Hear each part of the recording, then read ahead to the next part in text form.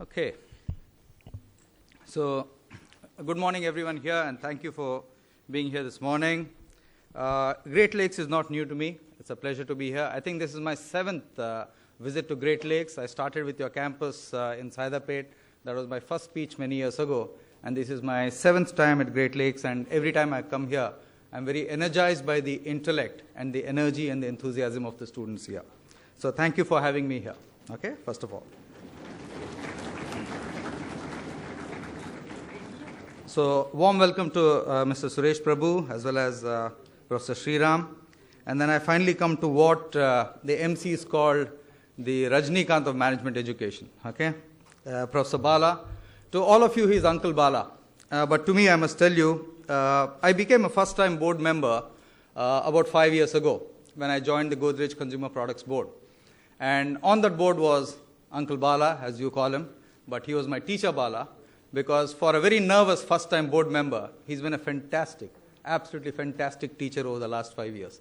So every time I have any challenge on board governance or any of the issues relating to board relations, he's the person I turn to. So thank you, teacher, for really teaching me the basics of board governance.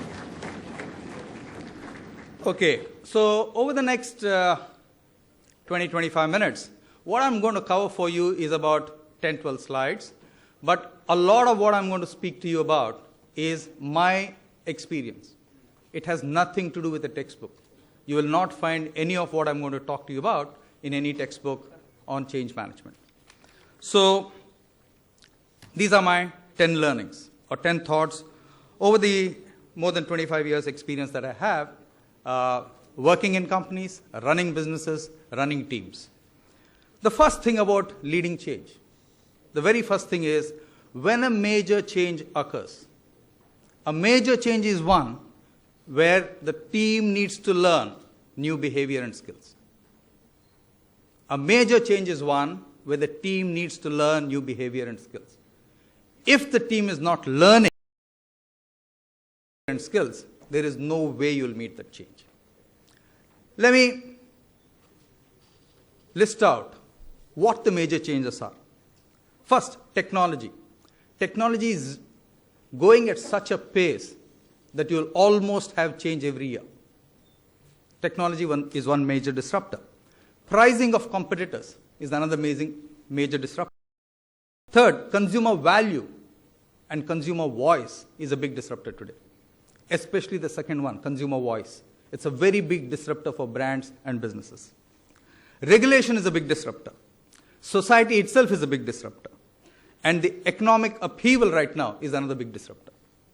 So if any of these affect, whether it's a school, whether it's a society, whether it's a corporation, you have to learn new skills and behaviors. Okay, that's my starting point.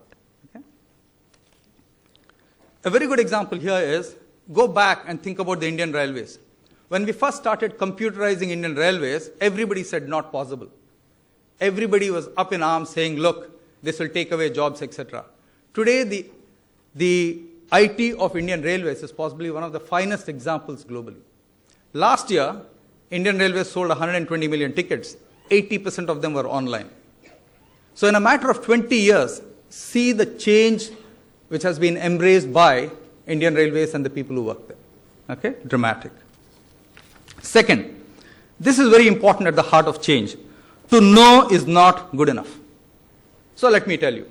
We know that our GDP is growing at 5%. We know that inflation is 8 to 9%. We know that unemployment is 8 to 9%. All of us know that intellectually. What's extremely important is, what do you do with it? Knowing alone is not good enough. Talking alone is not good enough. If these are the set of stats in front of us, what do we do as responsible managers, responsible for large teams, responsible for large families, responsible to our consumers? What do we do with that information? Okay, intellectually understanding something is a very easy thing to do. But translating that intellectual understanding actions is the call for change. Okay, don't stay at the intellect level. That would be my first point. A lot of business school professors call this the knowing-doing gap. You know a lot, but you don't do anything about it. As the gap widens, the company does worse and worse and worse. Okay, so don't get into the knowing-doing trap. Third, on change. You can either lead change, you can decide you want to be at the forefront of change, or you can be a victim of change. If you don't change, you can almost be sure in today's world, you'll be an absolute victim of change. Time and tide wait for no one, they say. Change does not wait for you to respond. It just goes on. You have only one option when you are faced with change: respond to it. Okay? Inaction is just not worth it. Next, when you talk of change, change never happens in a vacuum. Change is all about the culture. You cannot change a company, you cannot change a team if the culture is not good. So addressing the culture and doing something about it is what will enable change to take place in a company such as yours. And many a time, strong cultures are actually hurdles for change. The stronger the culture, the less likely that it will change. So that's why you have to be extremely clear. Whenever somebody tells me we have a strong culture, I worry. When somebody tells me we have a strong culture, but a learning culture, that is the symbol for change. Strong cultures invariably don't lead to learning. There's a not invented here syndrome in strong cultures. They think they are the best. They have nothing else to learn. And that's the start of it. There's no way that kind of a culture will ever change. Okay? If you have a strong culture, embed with even stronger learning discipline. And that's the only way we can ensure that there is change. One of the biggest questions asked of consultants, professors like Bala, etc., is why do companies fail? It's the one question which hasn't been answered clearly with a set of rules in the last 200 years. My submission why companies fail, having looked at all kinds of data and read all kinds of books, there are two reasons why companies fail. Number one, arrogant leadership. Main reason why companies fail. You look at the history of companies, it's there in front of you. Second, inability of the company to learn and unlearn. If you want to change, the second one is important, and the first one even more important. Okay, both are important if you want to change. And these are the reasons, two reasons why companies fail. Point number 5, very important. People have a finite capacity to change. And leaders do not judge that finite capacity clearly. Okay, the number of companies who go through constant restructuring every 18 months, every 24 months, every 36 months, it leads to what I call change fatigue. People just get tired. When people get tired, energy saps. When energy saps, you just don't win. Okay, when energy saps, at best you can expect a draw. You're not going to win when there's no energy in the team. Okay, so change fatigue is something that you must really worry about if you're in a constant flux of change. The collective emotion of people is what brings you results. Individual emotion, it's the collective emotion of people in your team which really brings you great results. And whatever happens, don't put your teams through change fatigue. Okay, pace your change clearly and cleverly. Okay. Point number 6. Whenever change happens in an organization, there are various types of people you'll encounter. The first is what I call the Mr. Shell-shocked. Happening to me, or why should it happen to me? What have I done wrong? This is normally 50% of the population in a company or a team. They're absolutely shell-shocked, like rabbits in front of headlights, frozen. Half your team will be like that whenever this happens. The second is the missed bystander, about 20% of people. Okay? They feel they're not affected at all. Change will happen, change will come, change will go. I continue, I'll live on. That's 20%. 70 done. The third and the most dangerous is the Mr. Cynic. They're just about 10% of them, but they are the real poison in a system.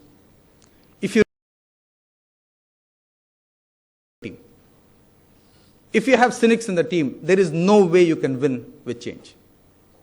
Okay? They're always the 10%. On the face of it, they seem to be supporting change, but deep down, they don't want to change. And worse, they'll give negative commentary about the change that you're driving as a leader. Okay? So watch for them. And the final one is what I call the change child, which is 20% of the audience. Children are very curious. They always want new experiences. They always want to learn something new, do something new, etc. That's what change is about. That childlike curiosity and enthusiasm for new experience. They're about 20% of the organization. Whatever you do with change, lead with those 20%. They are the key if you really want to achieve something. Without them, you will not achieve major change in the organization. Okay? So look for that child, look for the change child. Next, all change has to be people intensive and performance positive. You cannot have a situation when you are driving change, neutral or negative, and results are negative. That's not change. You will only get change if people are involved, enthused, and positive about this. You have to win the minds, definitely, but more important, you have to win the hearts. I have rarely seen any change in any company, in any team that I have led, when we've been purely rational and said, hey, we'll get this change. Doesn't work. It only works when you appeal emotionally, when you build that heart-to-heart connection, and you show people why that change is required. People don't fear change. People fear the consequences of change. And what you really need to address in the heart-to-heart dialogue is those consequences and give them that safety net and the safe haven. That's when you will get change. You will not get change with a PowerPoint. You will not get change with, a list of rules. You will get change when you engage with the hearts of your employees and your team. Okay. Point number 8. A change leader drives change to meet change. You have to drive change in your team, in your organization, in order to meet the change which you're going to have in front of you. And more important, he looks at the change from a human angle. Let me give an analogy. All of us fly. All pilots go through turbulence. All of them. The first thing a good pilot does when he goes through turbulence is ease off the engines, slow down, look for deviant paths and say, okay, can I overcome this cloudy patch? That's the first thing he does. But the second thing he does, which addresses the second part, looking at it from a human angle. And I tell you, I fly a lot. I'm a very nervous flyer. I must admit that. My father passed away in an air accident. After that, I'm an even more nervous flyer. Okay, so every time I fly, the best pilots are some of the pilots I've experienced on British Airways. You hit turbulence, the pilot will tell you, ladies and gentlemen, fasten your seat belt, 10 minutes of turbulence, then we are fine. Think about it. He's looking at it from my angle, the very nervous flyer. Then I know mentally I'm prepared for 10 minutes. Okay? There are some pilots who say nothing. And the plane's going up and down and you're wondering whether the guy is awake or he's sleeping there. Happens to all of us. It's exactly the same with change management. Exactly the same. You have to look at the change from the perspective of the person whom you want to address, and you have to change course in order to meet the change which is going to confront you. A change leader always commits to a better way. In committing to a better way is how you get a better result. And I think Einstein said it best of all. He said, doing the same thing and expecting the same result is close to insanity. Why would you get it? If you did the same thing again, you get poorer and poorer results. Okay, and as a leader, one should change course. Okay, so a change leader commits to a significantly better way in order to meet change. That's the kind of leader that all of us want to be and all of us aspire to be. And my final point, change can be scary. Change can be very scary. Okay, it can buffet you a lot. A good change leader is one who has the courage to fail first. Who has the courage to fail first. And second, the humility to win. You fail, pick yourself up. It's an experiment gone wrong. Pick yourself up again. That's how you are a leader. And you'll be a great leader to affect change. When you win in the change, be humble enough to accept that things were fine, the team was great, and everything went your way. But if you don't have the courage to fail, you'll never have the humility to win. So at the end of 15 minutes, ladies and gentlemen, all I would say is, if you really want change, the summary of all the 10 points that I've made to you, the first is about attitude, and I think Professor Bala spoke about that. All change happens when you reshape attitude. When you reshape attitude amongst your team or employees, you are hoping that you'll get a different behavior. When you get a different behavior, you're hoping that that behavior is the new commitment. And that's the way change happens. It's ABC, Start with the attitude, change it, reinforce the behavior, and commit to the new behavior. Okay? Whether you are an individual, whether you are a team, whether you are a big company, a big corporation, a big country, that's the way change happens at any level. So thank you very much for inviting me here.